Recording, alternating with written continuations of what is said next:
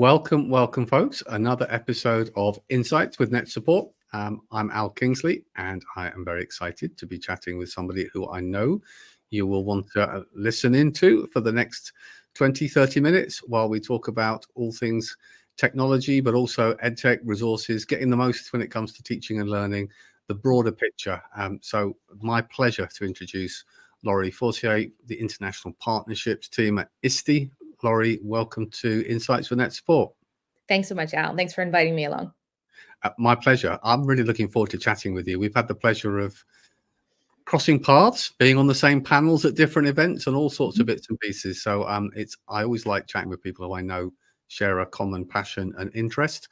And we're a little bit of a Venn diagram in terms of overlapping interests and different areas of experience and expertise. So it's also a great opportunity from somebody who spent quite a lot of my time in the States and encountering ISTE in all sorts of different ways to give a chance for you to perhaps share things more eloquently about some of the strands around ISTE that I wanted to catch up on with you. So can we kick things off with a nice easy one, Laurie, which is for those that don't know, what is ISTE? Okay, absolutely. So ISTE is the International Society for Technology and Education, and it's a nonprofit organization that's based in the US that has been around for close to 50 years. And at its core has always been about supporting educators in the really competent and confident use of technology in the classrooms, moving beyond that model of replacing, say a textbook with a tablet into some real, more innovative use of technology from the point of view of educators as the users and how they can build their digital pedagogy, but also how they can demonstrate and then support their students in becoming good technology users and digital citizens themselves. So that's kind of been the base of ISTE. They also very recently, within the last year, have merged with another organization in the US, a large organization that's focused on school leaders. That organization is ASCD, so there's now a joined up organization which comprises a membership of 100,000 educators and leaders, both in the US and outside of the US. And then additionally, ISTE also has, and many of your listeners might be familiar with this, the journalistic arm, which is EdSurge, which is editorially independent from ISTE, but also part of the same organization. I get some of my best snippets for my newsletters from EdSurge. There's some great resources there. I think the nice thing about the ISTE evolution recently is it's kind of merged from the use of technology, the best practice and ways that technology can empower, to also kind of more about actually just the broader professional development of the individual as well now, not just from a technology perspective. Would that be fair to say, Laurie?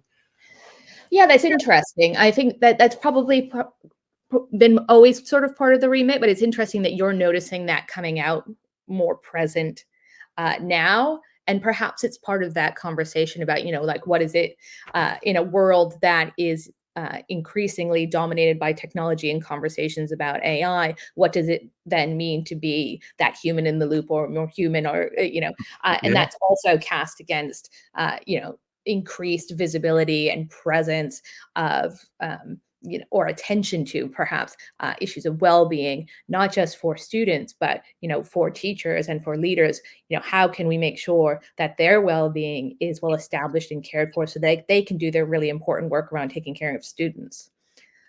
Yeah, I think it's really important. I mean, I'm a great fan of technology when it's used for purpose and it's used appropriately. But I also think we've learned a lot in recent years that often the barrier to success or failure has got nothing to do with the technology, but it's about understanding where it's appropriate, how to implement it, how to embed it. And sometimes the bigger picture, the stuff that I know ISTE does lots of resources around, is actually having that broader vision digitally of where you want to head with your school and why, the kind of purpose message as well. You're right. And, you've reminded me. So, I mean, ISTE has a lot to do with paying attention to teachers. And, one of the things that they're most well known for internationally is the big event that they put on every year, ISTE Live, which is an EdTech expo, but it really is about the programming that goes alongside it.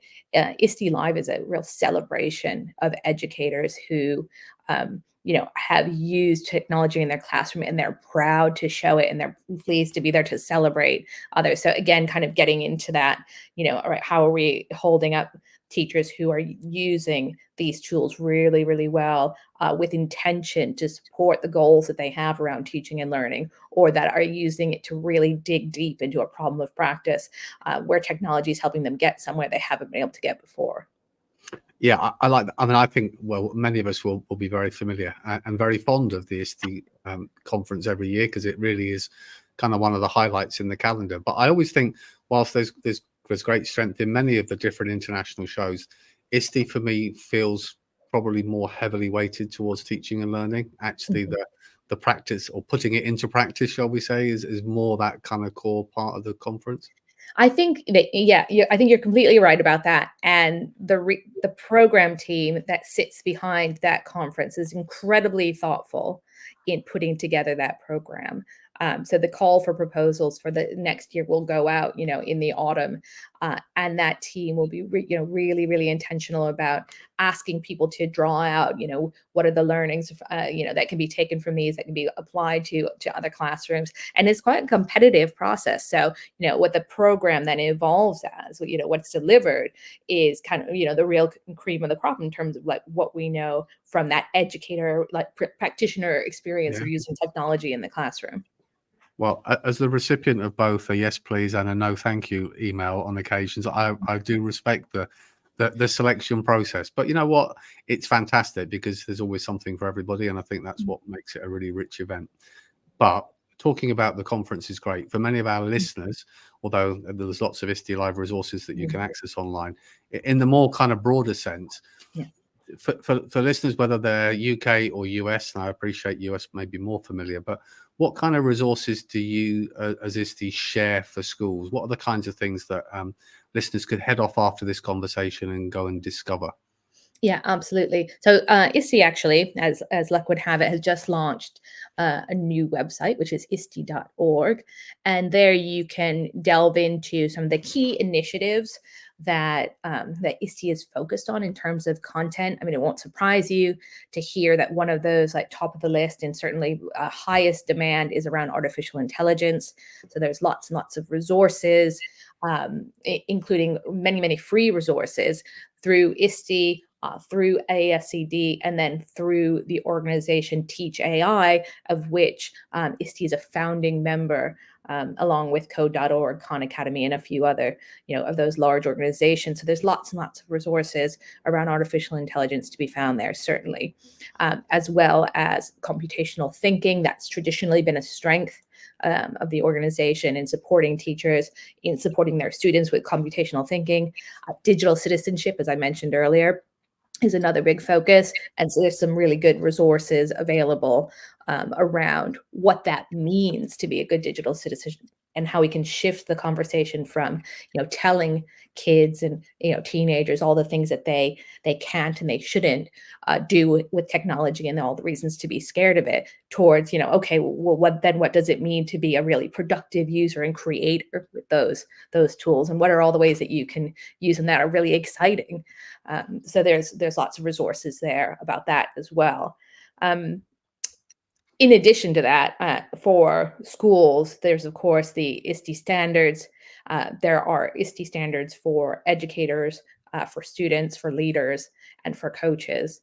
And those, particularly the ones for educators, have existed for many years and are research-based, have, I know, form the basis of many, many different programs for schools all over the world, from their professional development goals to how they think about and align, their curriculum and use of technology and those sorts of things. So all of those are there, again, freely available for people to use in all different sorts of ways. And then the last thing I'll say, and we can talk a little bit more about, of course, the professional development resources that are available from ISTE, both through ISTE-U, which is our hub, that contains all different kinds of courses covering some of those key initiatives sort of areas like AI and digital citizenship, but others as well about using technology in real applied ways in your classroom. So short courses, everything from just a couple of hours long to a few weeks long. Some of them are synchronous, some of them are asynchronous, some of them are a combination. But ISTE.org is also the base where you'll find out about the ISTE certification, which is kind of our gold standard for educators' certification around using technology well and really being a leader in that space. There's an awful lot there, and for anybody listening, don't worry, we'll put all the links at the in the footer for whatever platform you're listening or watching this conversation on. And I think you touched on the ISTE standards, quite briefly and succinctly, and thank you for that. But I think it's just one worth pointing out. I mean, that's one of the most respected set of standards and frameworks that I think we see internationally, globally, when it comes to education, and it's something we can all reference back as a really trusted source to kind of measure against in many regards. Yeah, I appreciate you saying that. And the other thing I should point out is, those standards are not only are they research based, and were updated, I would say, within the last 5 to 7 years, and they're continually looked at to make sure that they are aligned with kind of where we are right now with technology and education and best practice around use and supporting educators. But also, there was a recent piece of research completed that showed a connection between programs and teaching methods that were using the ISTE standards and then the learning outcomes that resulted from that, which is a really exciting piece of work. And I can share that with you so that you can share that with your listeners as well. Fantastic. Thank you. Now, one of the reasons why it was really good timing for us to have a chat is, as it often happens, it's a big world becomes a very small world. And we both were sat together at a conference in Amsterdam on the same panel, talking about things that we were passionate about, particularly around when it comes to EdTech. It's kind of two different topics. One was about making sure where it's appropriate that we've got that pedagogy alignment with what we're trying to do in the classroom with our technology. And the second was the fact that actually there's a really broad choice of solutions out there, but actually thinking about what's the right fit and solution for your school and your cohort is really important. And I know you folks have been doing quite a bit of work in trying to help schools, school leaders unpick that process of kind of thinking about EdTech and how you might go about selecting the right pathways. So I'm hoping you can share a little bit about that, Laurie. Yeah, I'd love to. And this is another area of work where ISTE's been active for quite some time. But what I will say is that recently we've taken a slightly different angle. I mean, it's always been important to us that, teachers and leaders are they're using the right tool, for the right problem, and how we can support them in that, in kind of intentional ways through the use of rubrics or frameworks or whatever might be most helpful. But taking a step back, as an organization, ISTE had been saying for many years that we were tool agnostic. And that's true. We don't, support any tool over another. However, we're not quality agnostic, and we realized we were doing a disservice to, the educators and the leaders in our communities by not taking a bit more of a stand around what we should expect from companies in the education space. And so, ISTE had for some time something called the Seal of Alignment. And it used the ISTE standards to, for some types of products, it established some kind of guidelines. But recently, and with the generous support from our friends at the Gates Foundation, the team put together a piece of research that we now call it the Teacher Ready research. And what it does and what it is it lays out 5 dimensions of, what it should mean for an EdTech product to be teacher ready for use. It's really deeply focused on that very practically oriented usability. And through a combination of desk research, literature review, and observational research, watching real teachers in real classrooms with technology, use technology and see where they were getting stuck or where things were going well, they produced this framework. And so this teacher ready framework then underlies 2 important programs for ISTE right now. And one is the ISTE seal, which is a kind of quality kite mark for EdTech companies. And it asks them to kind of measure themselves against 5 different dimensions, as I said, of technical usability. So their UI and UX, like, is it obvious where you need to log in? Like, it might seem simple, but if you can't even kind of sort of turn the lights on, how are you going to do anything else? Against measures of learning sciences, is it designed making good use of what we know about how people learn? With regard to digital pedagogy, does it support the development of good digital pedagogical practices for teachers? Against assessment, does it have good use of assessment practices built in? And is it an inclusive product? So those are the dimensions. And we're not saying like this should be like something that is so aspirational that no one's going to be able to achieve it. Rather, just the other. These are the table stakes, right? This is what you should have to do to, be part of that education ecosystem. And then the flip side of that, and what I think you were referring to, Al, is that we've produced the research as an evaluation guide that educators can use as they're choosing technology. And so what it means is that we have like a single bat signal, as I call it, that both can be looking at, both companies and educators, in terms of like, what should the expectation be? What should we be looking for? And actually using that word looking for, that is like kind of key to this research. Again, it's really, really practically oriented. So when you're thinking about these different dimensions, it's laid out, okay, if we say that it is inclusive, you should be looking for in this product X, Y, and Z. I mean, I think that's the key, is having both those sides of things, because when I wear my EdTech CEO hat, over the years, we've taken our products through different processes. And I think people often think, why do it? Well, the answer is if you're doing it for the right reasons, because you'll also learn. It will also signpost areas of focus. And we're all about how do we improve? How do we look from a co-production? How do we get educators to give a shape and a steer on things, which is really helpful. And if I flip to my role, Multi-Academy Trust Chair, and working with schools on their digital ambitions, often what we always want is some kind of framework, that signposting. We may conclude different answers based on the questions and the checklist, but it's really important to refine that down. And I certainly am really mindful that one of the most precious commodities in our schools now is time.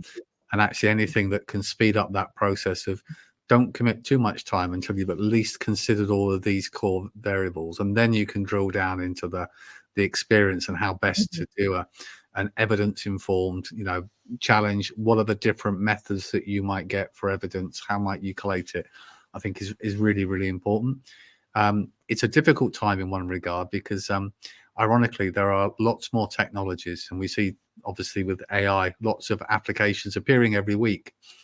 And with that opportunity comes a bigger challenge, which is it's really hard to see the wood from the trees, to identify the products that really will not just do what they say on the tin, because many products do what they say on the tin, but do it with purpose where it genuinely adds value. And that's often a much harder one to do in a quantitative way without taking a lot of time away. Yeah, I mean, this is part of the reason, going back to, what I had to say earlier about areas of focus and AI being so important. That's what's really pushed us to create a new set of professional learning experiences for educators that are all about leading in the age of AI.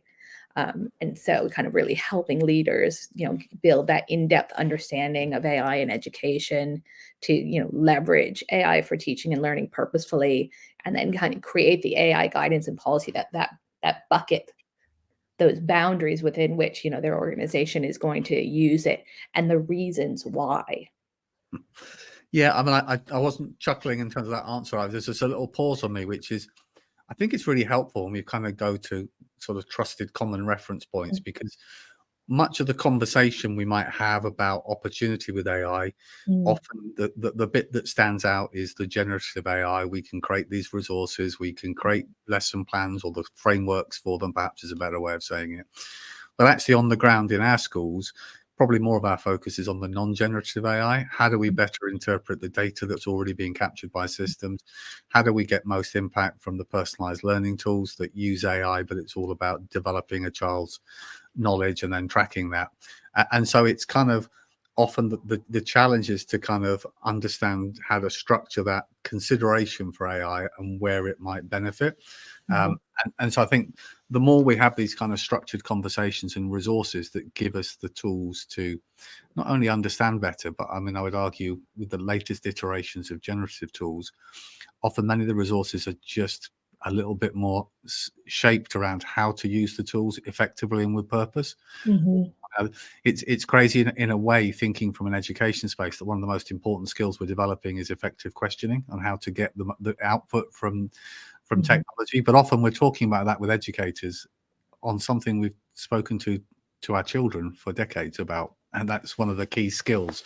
But it's that move to a new skills-based generation, I guess, isn't it? It is. Yeah, it is. That's really interesting to think about it that way. And I completely agree with you that the conversation that's happened over the last year has, of course, been sparked by generative AI and all the possibilities and the kind of the ease with which you can access it. But you're right that the AI that's been happening in classrooms for many years is different and is more, about kind of like opening up that uh, understanding of learning, that kind of fine-grained understanding of learning, and using tools to create more personalized learning experiences for students. And there's a place for both. Clearly, we're already seeing that used with purpose and with the right guidance, one of the biggest pressures on our school systems for teachers is time. And actually, there are ways that the current iterations of tools do have the potential to save time, not necessarily without the human oversight and challenge of validity, but we still are seeing that may help mitigate some of the biggest pressures that we have in the education system right now. I think so. And the other thing I'm excited about with regard to it is, and I was just thinking about this as you were talking, Al, you know, it does leave room, it does free up time potentially for in a lot of different ways. And it opens up those conversations about then, okay, so then what?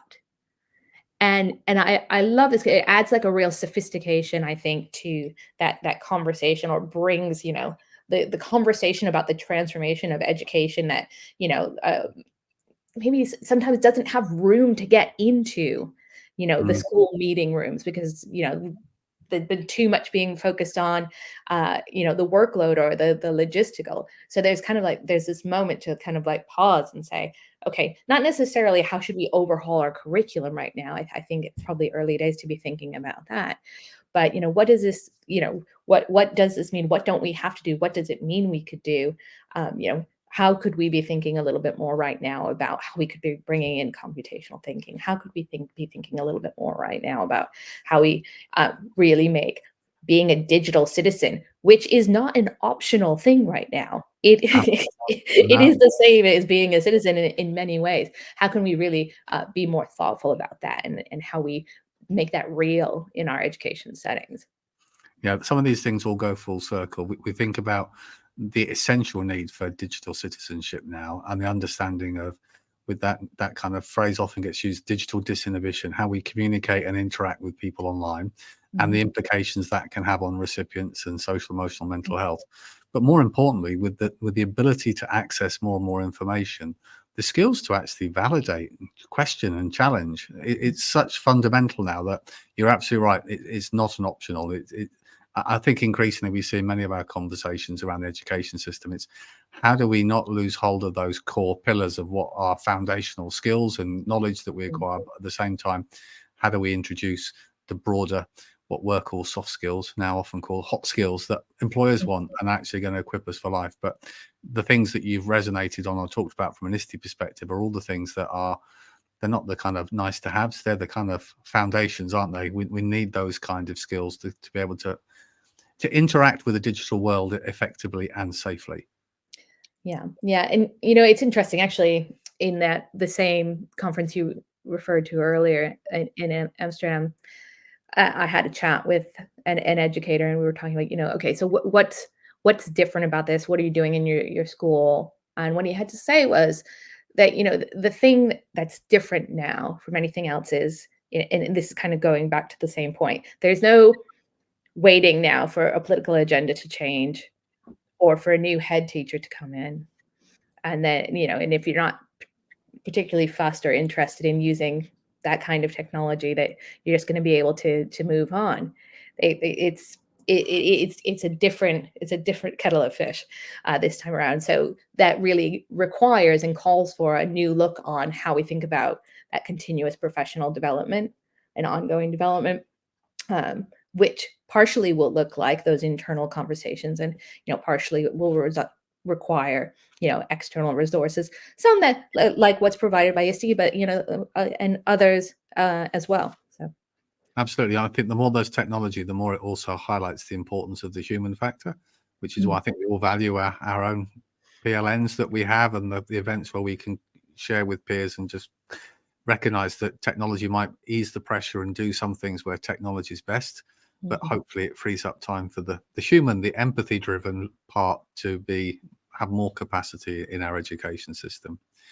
I'm going to have to ask you before we run out of time, Laurie, 2024, I was about to say that's a way off, but it's not really now, is it? We're almost there. If not already there, if you're listening and it's already January, well, we're already in this year, but if you're not, we're still in 2023. What can we expect from ISTE in the year ahead? I know you've got plenty on, but there may be some you can share. Yeah, we do have plenty on, but actually the most important thing I want to share is about our partnership with BET.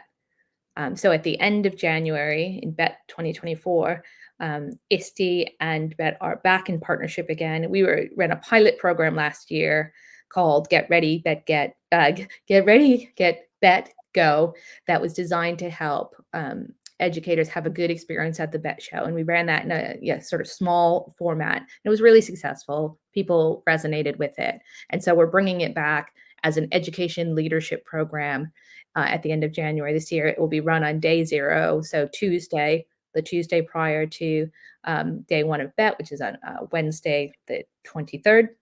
And it will be available for educators. There's no cost to be part of it.